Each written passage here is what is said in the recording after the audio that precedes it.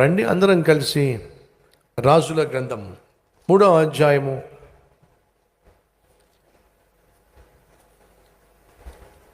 రాజుల గ్రంథము 3వ అధ్యాయము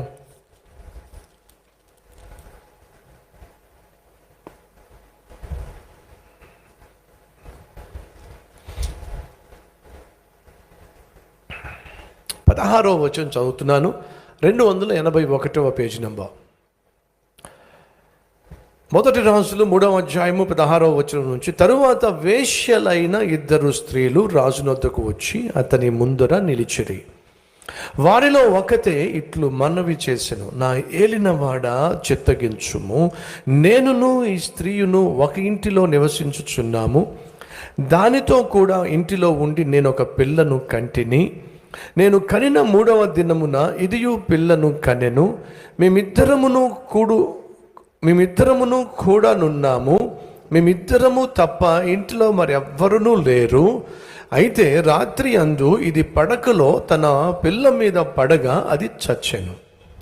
కాబట్టి మధ్యరాత్రి ఇది లేచి నీ దాసి అయిన నేను నిద్రించుచు ఉండగా వచ్చి నా ప్రక్కలో నుండి నా బిడ్డను తీసుకొని తన కౌగిటిలో పెట్టుకొని చచ్చిన తన పిల్లను నా కౌగిటిలో ఉంచెను.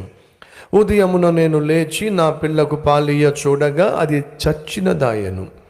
తరువాత ఉదయమున నేను పిల్లను నిదానించి చూచినప్పుడు వాడు నా కడుపున పుట్టినవాడు కాడని నేను తెలుసుకొంటిని. అంతలో 2వ స్త్రీ, అది కాదు, బ్రతికి ఉన్నది నా బిడ్డ, చచ్చినది దాని బిడ్డ అని చెప్పగా, కాదు, చచ్చినదే నీ బిడ్డ, బ్రతికి ఉన్నదే నా బిడ్డ. ఈ ప్రకారముగా వారు రాజు సముఖమున మనవి చేయగా ఓ సమస్య వచ్చింది. ఆ సమస్య ఏమిటో ఆల్రెడీ మనం చదివేశాం. 2 స్త్రీలు ఒకే ఇంట్లో ఉంటున్నారు, ఒకే సందర్భంలో బిడ్డల్ని కన్నారు. కానీ ఒక స్త్రీ నిద్రపోతూ బిడ్డ మీద పడేసరికి ఆ బిడ్డ చచ్చిపోయింది. చచ్చిపోయినటువంటి ఆ బిడ్డను తీసి పక్కదాని యొక్క ఒడిలో పెట్టి పక్కన పడుకోబెట్టి బ్రతుకున్న బిడ్డను తన వైపుకు లాగేసుకుంది. మరొక స్త్రీ ఆ బిడ్డకు పాలిద్దామని చెప్పి లేచి చూస్తే తన బిడ్డ చచ్చిపోయినట్టుగా కనిపించింది. కానీ తర్వాత తాను గ్రహించింది ఏమిటంటే, చచ్చిపోయింది నా బిడ్డ కాదు, ఎదురుగుండా ఉన్న దాని దగ్గర ఉన్నటువంటి బిడ్డ నా బిడ్డ అని గ్రహించింది. వీళ్ళిద్దరూ కూడా నా బిడ్డ అంటే నా బిడ్డ ఈ సమస్య తీరటం లేదు. బైబిల్ సెలవిస్తూ ఉంది, ఆయన బాధించుబడు వారికి న్యాయమును తీర్చు. ఈరోజు మన మధ్య ఎవరైనా ఉన్నారా బాధించబడుతున్న వాళ్ళు? అన్యాయంగా మీకు సంబంధించింది, మీకు చెందిన దానిని ఎవరైనా కాజేస్తున్నట్లయితే, అది నీ ఇల్లు కావచ్చు, అది నీ వస్తువు కావచ్చు, అది నీ పొలం కావచ్చు, అది నీ వాహనం కావచ్చు, ఏదైనప్పటికీ కూడా నీకు చెందింది, నువ్వు కష్టపడి సంపాదించింది నీకు కాకుండా చేసేవాళ్ళు, అన్యాయంగా కాజేసేవాళ్ళు, అన్యాయంగా లాక్కోవాలని ప్రయత్నం చేసేవాళ్ళు ఒకవేళ ఉన్నట్లయితే, నీ మీద వాళ్ళు వ్యతిరేకంగా వ్యాజ్యము వేసినట్లయితే ఎవరు మనకు తీర్పు తీరుస్తారు? ఒకవైపు వాళ్ళు నీ దగ్గర సహాయం తీసుకొని, నీ దగ్గర అప్పు తీసుకొని, నీ దగ్గర ఆస్తిపత్రాలు తీసుకొని, పైపెచ్చు నీకే వ్యతిరేకంగా వాళ్ళు ఒకవేళ వారు కేసు ఫైల్ చేసినట్లయితే ఎవరు తీర్పు తీరుస్తారు? జాగ్రత్తగా పరిశీలన చేసినట్లయితే బాధపరచుబడు వారికి న్యాయముగా యెహోవా తీర్పు తీరుస్తాడు.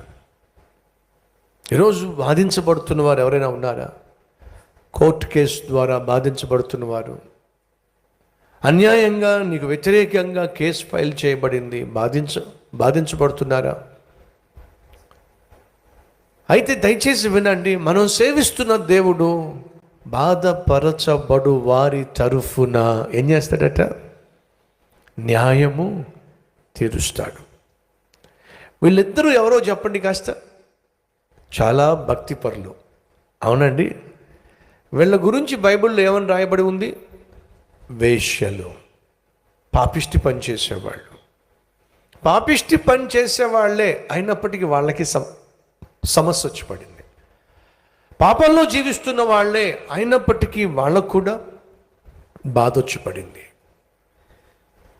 ఈరోజు నువ్వు కూడా పాపంలో జీవిస్తున్నావు, పాపిష్టి పనులు చేస్తున్నావు. బైబిల్ సెలవిస్తుంది, నీతిమంతుడు లేడు, ఒక్కడు కూడా లేడు.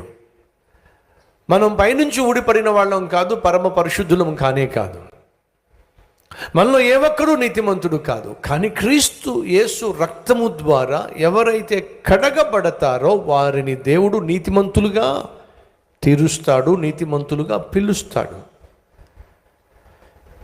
మనం నీతిమంతులం కాకపోయినప్పటికీ క్రీస్తు రక్తంలో కడగబడ్డాం కాబట్టి మనం నీతిమంతులుగా తీర్చబడ్డాం, పిలువబడుతున్నాం. ఇది వాస్తవం. వేశ్యలుగా ఉంటూ ఓ సమస్య కొని తెచ్చుకొని ఆ సమస్యను తీర్చమని రాజు దగ్గరకు వచ్చాను. చిచే, చేస్తుందే పాపిష్టి పని,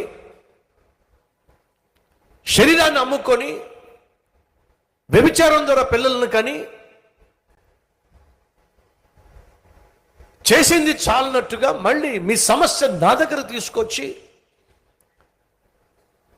నన్ను న్యాయం తీర్చమంటారని బుద్ధి లేకుండా పోండి ఎక్కడి నుంచి బయటికి అన్నాడంటారా సొలొమోను?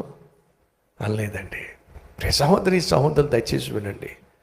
నువ్వు ఎంత పాపిష్టి వాడివైనా, ఎంత పాపిష్టి దానివైనా, నువ్వు దేవుని దగ్గరికి నీ సమస్యను తీసుకొచ్చి మనస్ఫూర్తిగా ఆయన చెప్పి సహాయం కోరినట్లయితే మొదటిగా నువ్వు చేస్తున్న పాపాన్ని ఒప్పుకోవాలి, విడిచిపెట్టాలి, కనికరం పొందుకోవాలి. ఆ రోజు వీళ్ళిద్దరూ వచ్చి రాజుతో తమకున్న సమస్యను చెప్పుకున్నారు. ఆ బిడ్డ నా బిడ్డ అంటే, మరొకరు నా బిడ్డ అంటే, నా బిడ్డ నా బిడ్డ నా బిడ్డ నా బిడ్డ, బ్రతుకున్న బిడ్డ నాదంటే నాది అంటున్నప్పుడు సొలొమోను ఒక మాట అన్నాడు.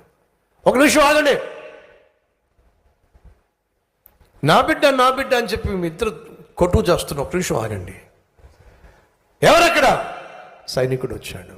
ఓ కత్తి పట్టురా. కత్తి పట్టుకొచ్చాడు. ఈ బిడ్డను 2 ముక్కలు చేయి,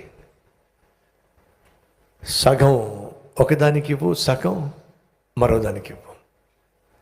తీర్పు తీర్చేశాడు. ఆ మాట విన్న వెంటనే